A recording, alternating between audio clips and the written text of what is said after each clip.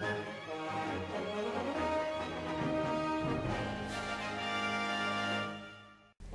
guys, it's Nikki.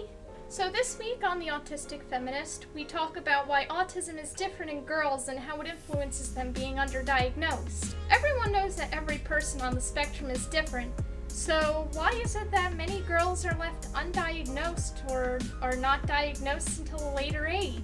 The misconception that there are no girls on the spectrum can be traced back to the 1940s, when Hans Asperger mentioned that there are no girls affected by autism in autistic psychopathy in childhood. Since the studies he made were on boys, there's a bit of a bias in the diagnosis. The diagnostic criteria involve social and communication difficulties, and repetitive and flexible behavior patterns. This data was derived almost entirely on studies of boys, and many girls have different symptoms. Most girls on the spectrum don't get diagnosed until a later age, and the girls who did get diagnosed at an earlier age tend to have more severe symptoms. Because of this, many people mistake the symptoms for other disorders such as ADHD or anxiety disorder. A 2013 study has shown how autistic girls developed compared to autistic boys, and it showed that autistic girls tend to be more on par with neurotypical boys, the same age as them as far as social development goes. Neurotypical boys tend to be socially behind the neurotypical girls. Because of this, girls on the spectrum tend to be better at masking their symptoms.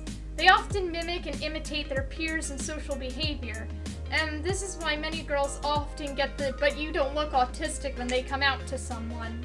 Girls who have undiagnosed autism often develop self-esteem issues in their teen years because they don't know where their issues are coming from. When many girls get diagnosed later, often when they're in their 20s or 30s, they actually get relief because many questions are answered. Boys and girls also play differently from each other. Many studies have shown that autistic girls tend to have less repetitive behaviors than boys do, and also tend to have interests that are more similar to that of other girls than of autistic boys.